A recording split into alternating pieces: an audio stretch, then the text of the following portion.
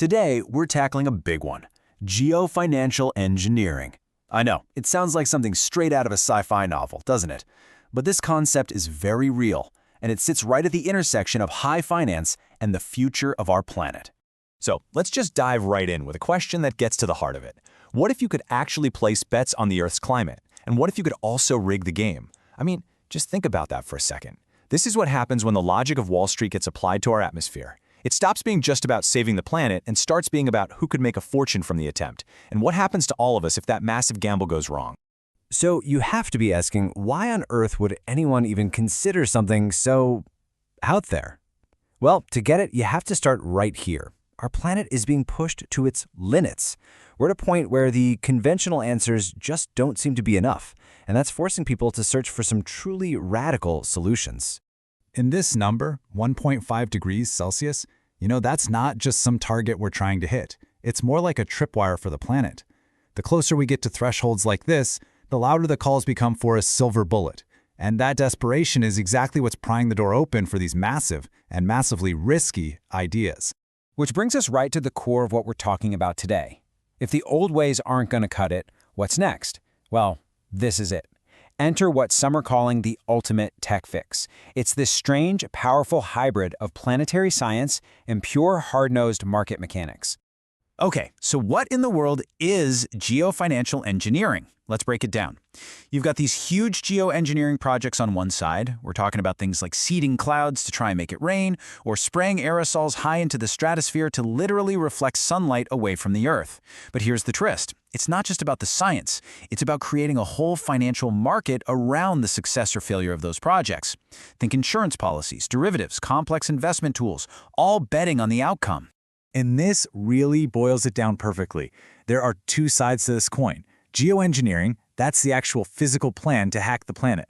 And then financial engineering, that's the plan to make a ton of money from that hack. In this world, you really can't have one without the other. They're totally intertwined. So the big question is why? Why build this incredibly complex financial layer on top of an already complex scientific idea? Well, to understand that, you have to do what you always do, follow the money.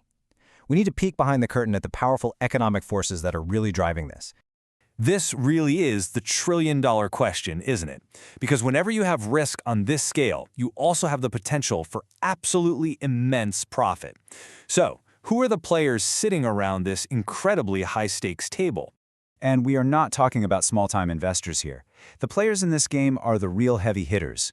You've got sovereign wealth funds, entire nations' worth of money that could see this as a path to geopolitical power. You've got tech billionaires always looking for that next groundbreaking, world-changing investment. Then there are the specialized hedge funds that thrive on exactly this kind of complex risk. And of course, the reinsurance giants, the companies whose entire business model is, quite literally, to put a price on global catastrophes. This quote from an anonymous analyst just nails the mindset. It reframes a global crisis into a historic business opportunity. Honestly, that says it all. That is the powerful engine of profit that's driving so much of the interest in this field. But, and this is a really, really big but, with that kind of opportunity comes an almost unimaginable level of risk. When you build a financial market on top of something as wildly unpredictable as tinkering with the entire planet, you create brand new ways for things to fail spectacularly. So let's look at the other side of the ledger, the hidden costs. The first risk, and it might be the most profound one, is something called moral hazard. It's a classic problem. If you think you have a safety net, in this case, a magic tech fix that can reverse climate change, do you start acting more recklessly? Why would anyone make the hard sacrifices to cut emissions today if they believe there's an emergency brake they can just pull later on? This really puts the gamble into perspective. Look at the difference here. The potential financial upside, sure, it's huge, but it's a finite number. The potential downside, though, a catastrophic failure that leads to both ecological and financial collapse, that's basically infinite. It's a bet where you could win big, but you could also lose everything for everyone. So how could it all unravel? Well, here's a chain reaction that is frighteningly plausible. First, a geoengineering project just fails. Maybe it does something no one saw coming, like disrupting the monsoons in Asia. That triggers step 2. The financial derivatives tied to it instantly become worthless. They collapse. Step 3, investors holding those assets are wiped out.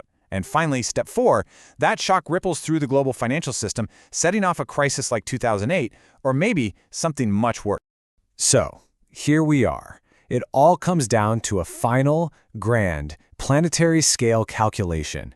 We have to weigh the powerful forces pushing us toward this kind of solution against the terrifying potential costs if we get it wrong. You can think of this as the planet's balance sheet. In the Y column, you have the powerful catalysts, the allure of massive profits, the promise of finally getting control over climate risk, and that strategic first-mover advantage. But then you look over at the what-if column, the costs, unpredictable ecological side effects, the risk of total financial meltdown, and that deep moral hazard. It's a heavy ledger, to say the least. When you boil it all down, this is really the heart of it. What we're talking about is basically creating a planetary-scale insurance policy. The crazy part, the absolutely crucial part, is that the very same people writing the policy are also the ones placing bets on whether we'll have a catastrophe big enough to make them cash in. It's a fundamental conflict of interest on a scale humanity has just never seen before.